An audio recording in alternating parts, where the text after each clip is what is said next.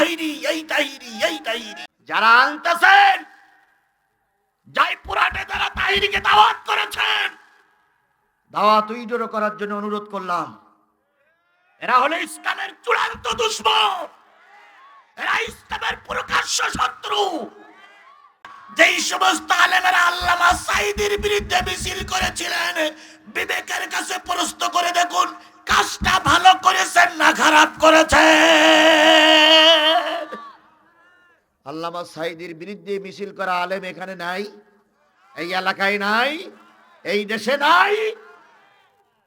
তারা এখন মঞ্চে এসে যখন কথা বলে, তখন মনে হয় ওরা সব রাজমিস্ত্রি আর আজিজুল ইসলাম হইল জোগাড়িয়ে।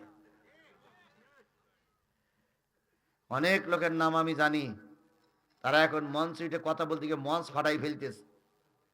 আল্লামা সাঈদীর কথা বলার পরে তাকবীর ধ্বনি দিতে দেয়নি এমনও হুজুর আমার বাংলাদেশে আছে। এমন বক্তাও আছে যে আল্লামা সাঈদীর কথাটা বলার পরে একজন ডান সাইডে তাকবীর দিয়েছে, বক্তা মঞ্চে বসে বলে, এই তাকবীর বন্ধ করো, এই তাকবীর বন্ধ করো, এই তাকবীর বন্ধ করো। এরকম বলা বক্তাও আমার দেশে আছে। আপনাদের দেশে একজন বক্তা এসে ওয়াজ করে, মাঝে মাঝে সাইড ঠ্যাং টেবিলের পরে চেয়ারের পরে তুলে বসে। উনি বলেছিলেন যে নিশ্চয়ই সাঈদী দোষী, নতুবা জেল খাটলো কেন? আর একজন বক্তা আসতেছে তাহিরি, আপনাদের কোন জায়গায় যেন পোস্টার দেখলাম, ইনিও বলেছিলেন যে সরকার আপনাকে স্যালুট জানাই যে আপনি রাজাকারের বিচার করেছেন, মৌলবাদীর বিচার করেছেন, এই জন্য আপনাকে স্যালুট জানাই। আমরা যারা কবর পূজারী, আমরা যারা কবরের পক্ষে, তারা সবাই আপনার পক্ষে আছি। ইনিও তৎকালীন শেখ হাসিনাকে উস্কানি দিয়ে আল্লামা সাঈদীর রায় কার্যকর করার জন্য উস্কানি দিয়েছিল। এই তাহিরি, এই তাহিরি, এই তাহিরি।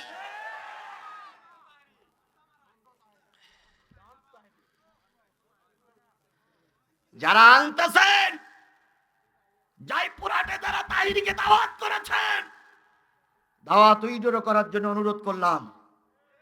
এরা হলো ইসলামের চূড়ান্ত দুশমন, এরা ইসলামের প্রকাশ্য শত্রু।